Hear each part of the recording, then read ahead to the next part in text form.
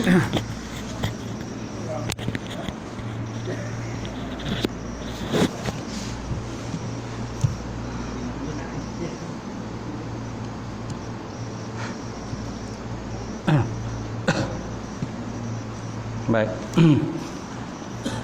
Kita mulakan kuliah maghrib malam ni dengan baca Ummul Kitab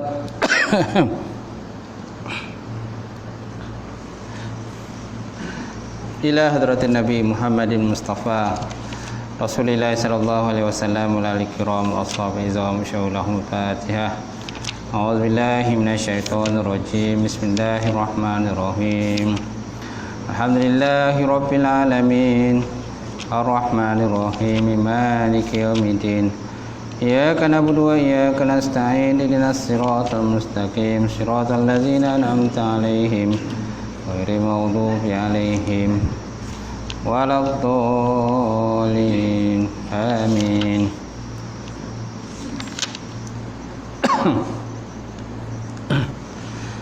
Assalamualaikum warahmatullahi taala wabarakatuh. Alhamdulillahillazi arsala rasulahu bil huda wa dinil haqq liyuzhirahu 'alad dini kullihi wa kafa billahi syahida. Asyhadu an la ilaha illallah wahdahu la syarikalah wa asyhadu anna Muhammadan abduhu wa rasuluh. Allahumma salli wa sallim ala sayyidina wa nabina wa habibina wa maulana Muhammad wa ala alihi wa sahbihi ajma'in. Qala Allah Subhanahu wa ta'ala fi kitabil azim wa na'udzu billahi minasyaitonir rajim. Bang.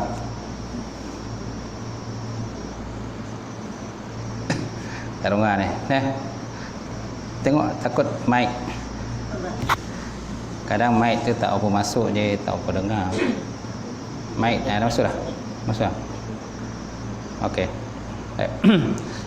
Qala Allah Subhanahu wa ta'ala fi kitabil azim. Qul hal yastawi allazina ya'lamuna wal ladzina la ya'lamun. Innama yatazakkaru ulul albab. Sadaqallahul azim.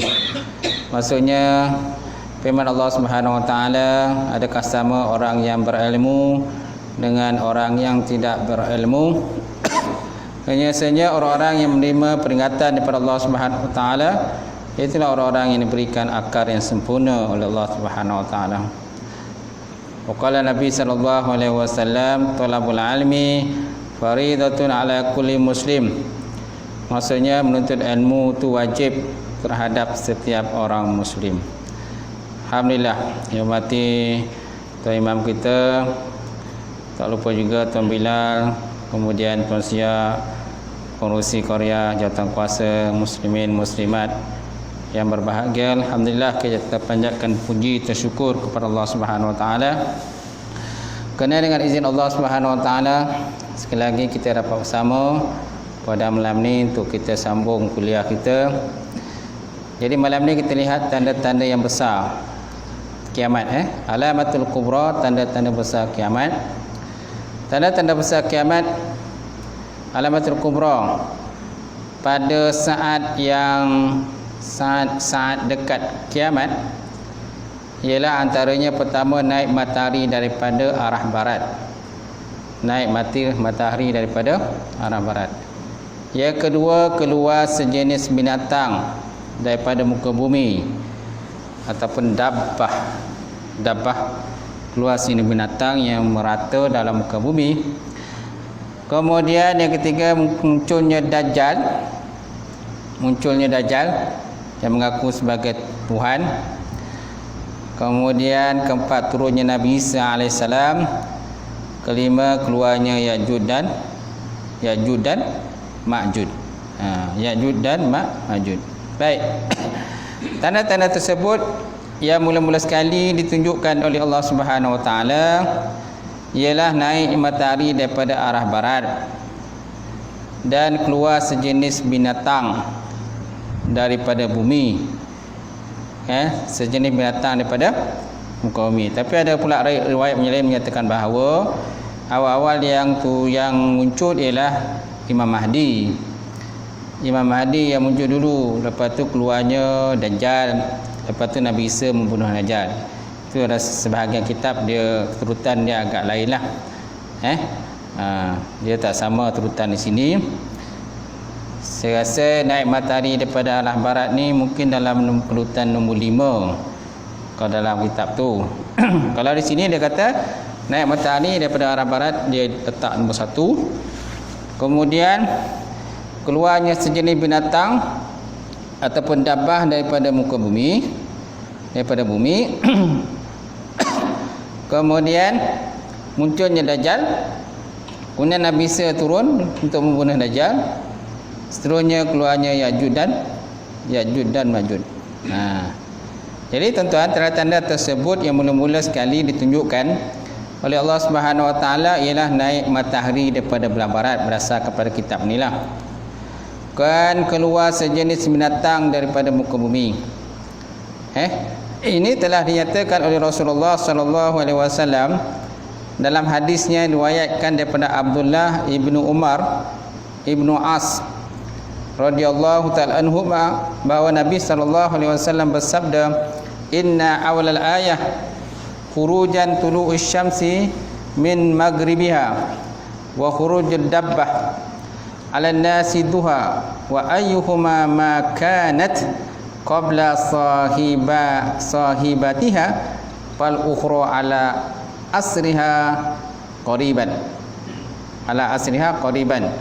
Akhrajahu Muslim wa Abu Daud atau kama qala Rasulullah sallallahu alaihi wasallam.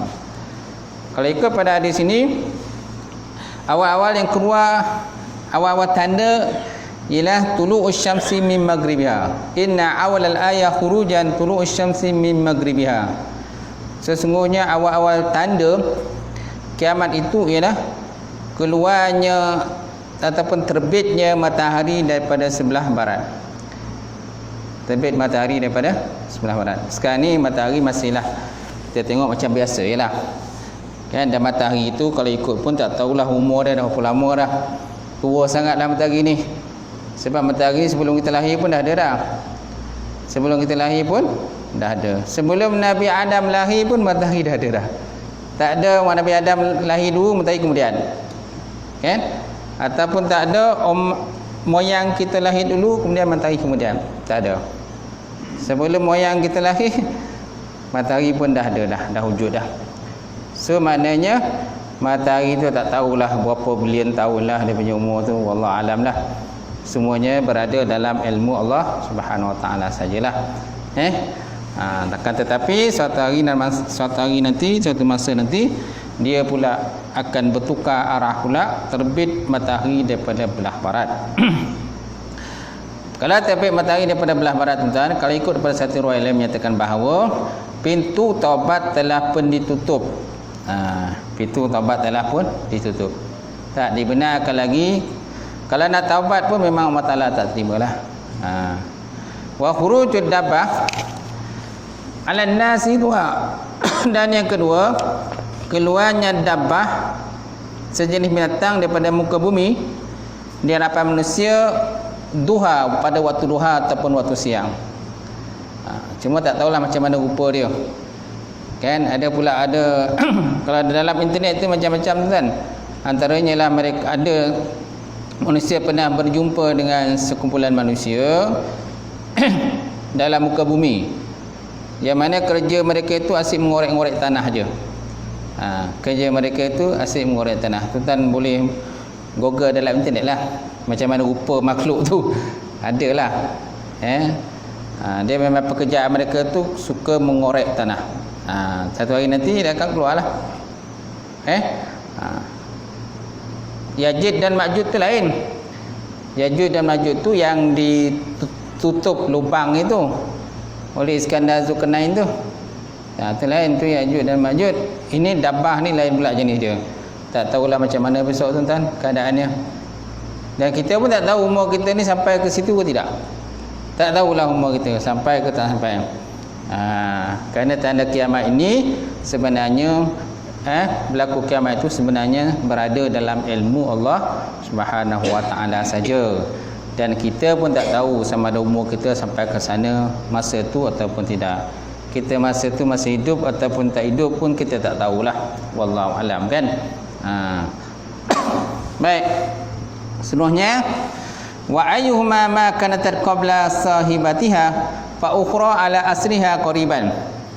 Mana-mana antara dua tanda itu keluar lebih dahulu sebelum yang satunya keluar, maka yang satunya lagi akan menyusul dalam waktu yang sangat dekat selepas berlakunya tanda yang pertama.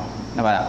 Sebenarnya di antara dua tadi, terbit matahari pada barat, kemudian keluar dabah pada muka bumi, dabah binatang melata ke bumi. Jadi mana-mana yang keluar dulu akan menyusul yang kemudian. Yang satu lagi lah. Kalau matahari naik daripada barat keluar dulu, lepas tu tak lama tu dabah keluar. Kalau dabah dulu, lepas tu matahari naik pada belah barat lah. Masing-masing dekat antara satu sama lain. Ni punya tempoh apa berlakunya tadilah. Baik, lihat terjemahannya. Bahawa sesungguhnya yang mula-mula sekali tanda yang menunjukkan hari kiamat itu sudah sangat dekat. Tibanya ialah terbit matahari daripada belah barat dan keluar sejenis binatang daripada muka bumi di hadapan manusia di waktu siang hari. Mana-mana di antara dua tanda itu keluar lebih dahulu sebelum yang satu lagi keluar, maka yang satunya lagi akan menyusul dalam waktu yang sangat dekat selepas berlaku tanda yang pertama tadi, tuan-tuan. Tak tahulah macam mana keadaan besok. Sekarang ni pun tak tahu macam mana kan. Kita pun tak tahu macam mana kedudukan kita besok. Baik, mengenai terbit matahari daripada belah arah barat yang menandakan saat tiba dan datangnya hari kiamat itu sudah terlalu dekat, telah dinyatakan oleh Rasulullah SAW dalam hadis yang diriwayatkan oleh Abu Hurairah, di mana sabda Nabi SAW, la taqumus sa'ah hatta tatlu'u syamsu min maghribiha fa iza tala'at wara'aha an-nasu amanu ajma'un wa zalika hina la tanfa'u nafsan imanuha la takun amanat min qab aw kasabat min imaniha khaira. Rawahul Bukhari wal Muslim wa Abu Daud. Atau kama qala Rasulullah sallallahu alaihi wasallam. Maksudnya la taqumu sa'amah, tidak berlaku kiamat hatta sehingga tatu syamsu min maghribiha, sehingga terbit matahari daripada belah barat. Fa iza tala'at wara'a nas amanu ajmaun, dan apabila kamu melihat matahari terbit belah barat, kan, manusia semuanya nak beriman. Manusia semuanya nak beriman lah, terutama si orang kafir lah. Orang yang beriman memang mestilah telah beriman, yang percaya tentang hari kiamat. Ni golongan-golongan yang tak percaya hari kiamat ni, masa itulah masing-masing sibuklah nak cari ustaz ke, sibuklah nak cari imam ke, nak apa ni, nak beriman lah. Dia nak syahadah, dia nak syahadah. Imam masa tu pula sibuk pula, ada kenduri lah apa macam. Tak ada masa dia nak apa syahadah kau dah kan. Contohlah kan. Masa tu orang sibuk lah, masa lapang tak ada pula sibuk nak syahadah kan. Ataupun mungkin orang tua Islam tapi ahli maksiat, banyak melakukan kemungkaran kepada Allah, mereka lekakan solat, mereka lekakan tu lah, macam-macam lah. Masa itulah sibuk nak cari imam, cari Bilal kan, cari sesiapa lah yang boleh syahadahkan mereka, ataupun supaya beri penerangan pada dia macam mana nak taubat kan, macam mana nak istighfar, macam mana itulah dan sebagainya lah. Maksud itulah tuan-tuan, masing-masing sibuk. Baik. Wazalika hina la tanfa'u nafsan imanuha, dan bermula demikian di ketika itu tiada memberi manfaat lagi akan iman mereka, lam takun amanat min qablu, yang mana mereka itu sebelum tidak beriman, au kasabat fi imani khairan, dan tidak pernah pula berbuat kebajikan di dalam keimanannya. So ada dua kumpulan lah, ada dua kelompok besok yang tak tentu arah lah besok. Pertama memang dia kafir lah, tak beriman. Okey. Yang kedua ni pula dia beriman, tapi buat dek je sebelum ni. Semua benda yang diwajib pada dia nak tanda je buat. Ataupun malas nak buat. Nak mengaji pun malas, semua malas. Kenapa malas ni? Sibuk, tak ada masa lah nak mengaji, masa nak belajar, tak ada masa nak datang ke rumah Allah Subhanahu Wa Taala. Sibuk senantiasa. Jadi bila berlaku matahari besok, dah bangun matahari, dah keluar matahari belah barat, masa itulah masing-masing terpinga-pinga, tercengang-cengang dan sebagainya. Okey. Diharapkan pada diri kita, anak-anak kita, keluarga kita sebagainya, semua masing-masing hendaklah mengadakan persiapan awal terlebih baiklah. Baik. Baik, kita lihat dari mana ini. Tidak akan tiba hari kiamat itu sehingga matahari terbit naik daripada arah barat. Apabila matahari itu telah terbit daripada arah barat, maka berimanlah seluruh manusia. Beriman di saat itu tidak ada guna lagi. Mereka beriman, maksudnya nak masuk iman lah, tapi tak bermanfaat lagi lah, tak gunalah syahadah mereka. Kalau disyahadahkan pun, kan siapa nak syahadahkan? Oleh manusia sibuk.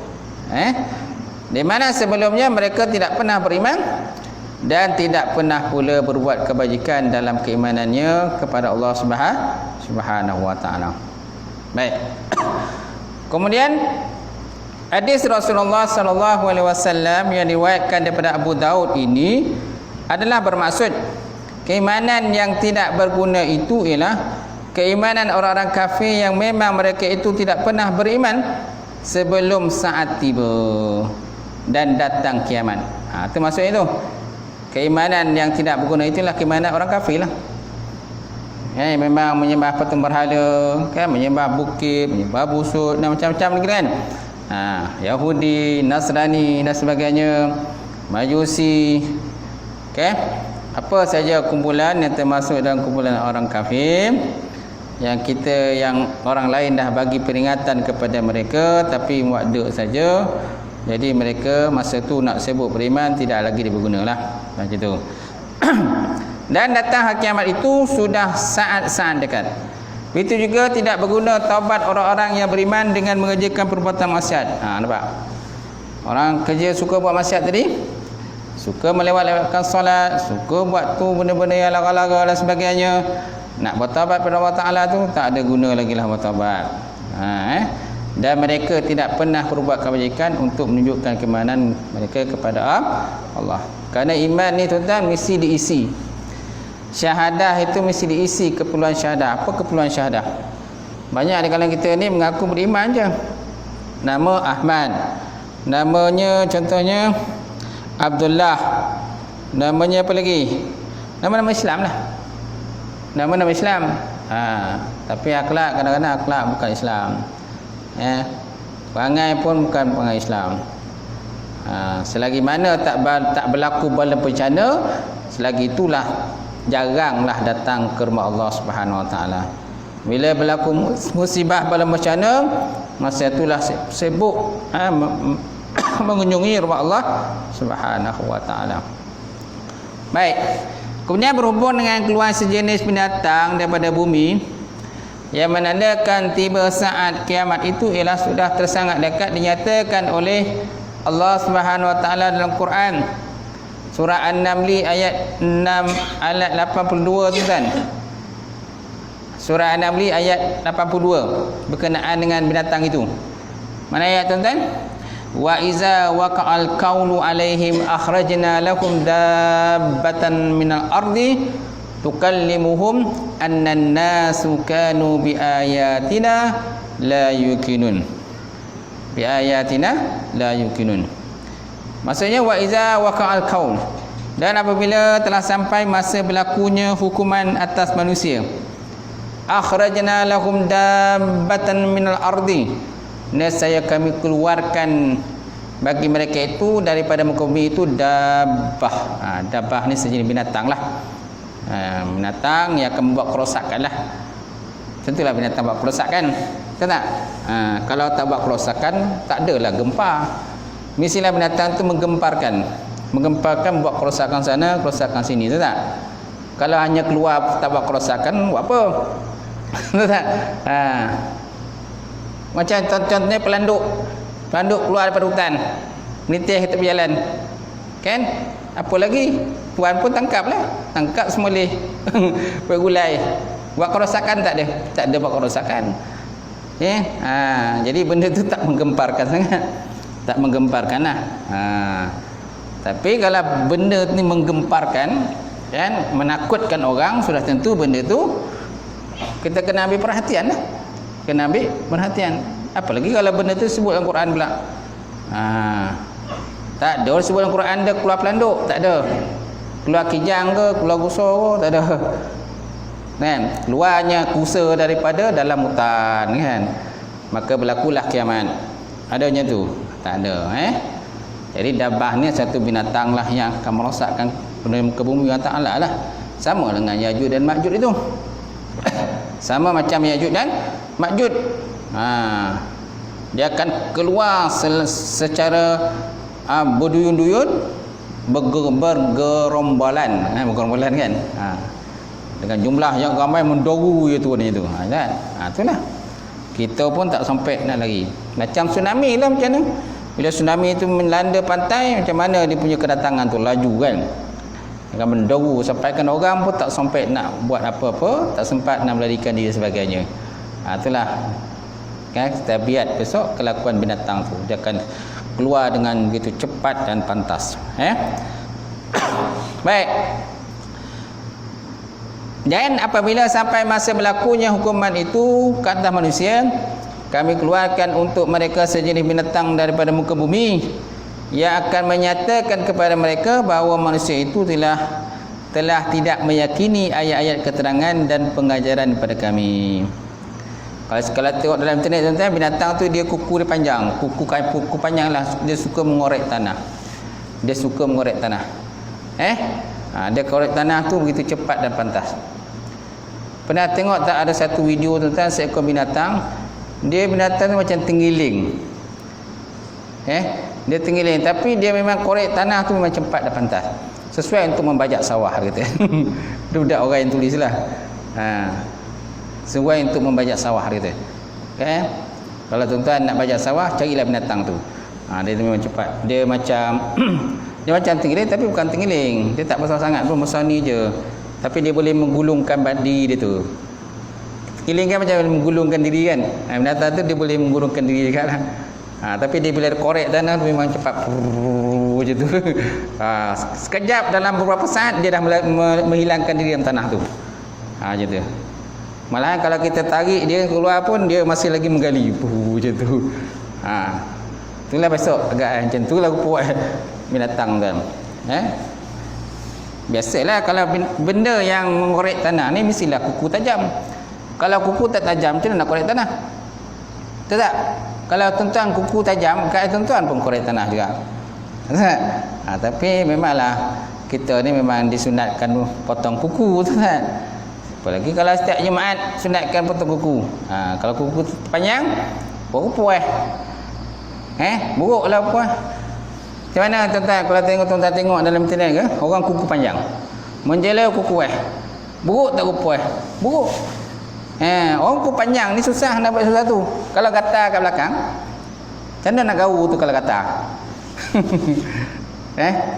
Kalau gatal kat belakang kuno kudih lah gatal. Kuku panjang ni. Dia kuku panjang tu dia melengkok semua-semua kan. Macam tu. Susah nak gaul je tu kan. Tapi ada juga orang Malaysia tu kan, dia suka menyimpan kuku lah. Apa kelebihan simpan kuku tu pun saya tak tahu. Apa kelebihan. Dalam konteks Islam ni kita disunatkan memotong kuku. Ada pula yang mengatakan bahawa kuku panjang ni tempatnya syaitan tu duduk bawah tu. Syaitan duduk bawah kuku tu. Dan kuku panjang pun salah satu dia punya keburukannya ialah tempat apa tu? Kotoran duduk bawah kuku. Dan bila kotoran duduk bawah kuku, kalau kita ambil wudu untuk solat, sembahyang, maka sudah tentu tak sah lah wudu kita. Sebabnya kita disunatkan memotong kuku. Tapi kuku panjang itulah banyak kelebihan dia pada binatang. Binatang kelebihan dia kuku lah. Contoh beruang tu. Beruang tu kuku panjang kan? Sebab binatang ni dia tak ada alat untuk dia nak menangkap mangsa dia. Macam kita ada alat nak tangkap mangsa. nak pakai senapang ke, kan, pakai jaring ke dan sebagainya untuk kita menangkap mangsa kita, binatang kan.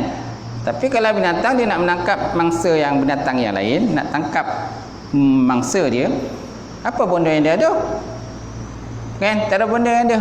Yang ada ialah mulut je lah. Mulut dia dengan taring dia, kemudian kuku yang panjang. Dan kekuatan dia punya tubuh badan untuk mengejar mangsa dia, kan. Okey. Tu Allah Ta'ala jadikan mereka begitu. Baik. Jadi firman Allah Ta'ala tersebut menyatakan di saat tiba dan datangnya hari kiamat kelak, keluar sejenis binatang daripada muka bumi ataupun dabbah minal ardi yang bercakap-cakap dengan manusia ramai sebagai permulaan yang menunjukkan saat tiba dan datangnya kiamat yang sudah dekat. Dan keadaan binatang itu hanya Allah Ta'ala saja yang tahulah. Kalau sebut di sini pula binatang tu dia bercakap pula. Macam mana kalau binatang bercakap? Kan? Kalau sebut dalam kitab ni lah, dia ada pertambahan situ. Tetapi hakikat yang sebenarnya kita tak tahu pun. Allah Ta'ala saja yang lebih mengetahui. Sama ada kita ada masa tu ataupun tidak pun kita tak tahulah. Kalau kita tak ada pun, kau mungkin masa anak cucu kita lah yang ada. Keturunan-keturunan kita lah. Kalau kita dah mati pun, kita tak akan dapat melihat keadaan tadi. Baik. Yang kedua, yang ketiga, di sini ketiga. Yang ketiga, munculnya Dajjal. Di antara tanda-tanda yang menunjukkan bahawa kiamat itu telah hampir dan merupakan tanda yang besar, alamatul kubra, ialah munculnya seorang manusia yang dinamakan oleh Rasulullah sallallahu alaihi wasallam sebagai Dajjal. Ialah orang yang sangat pembohong ataupun pendusta dan orang yang menutup kebenaran dengan kebatilan. Dajjal ini mengaku dirinya sebagai Tuhan. Ia berusaha dengan gigih menabur bermacam-macam fitnah dan mempengaruhi manusia seluruhnya agar mereka bersama-sama dengannya meninggalkan agama mereka yang betul ataupun benar. Kemudian cara Dajjal menipu dan mempengaruhi manusia seluruhnya ialah dengan menunjukkan kepada mereka peristiwa-peristiwa yang ganjil dan peristiwa luar biasa yang dilakukan oleh Dajjal itu yang tidak pernah dilihat oleh manusia. Nampak? Itu kelebihan Dajjal ni, kelebihan pembohong ni lah. Sebabnya orang yang suka berbohong kita panggil Dajjal je. Kau ni asyik mendajjalkan orang je, kan?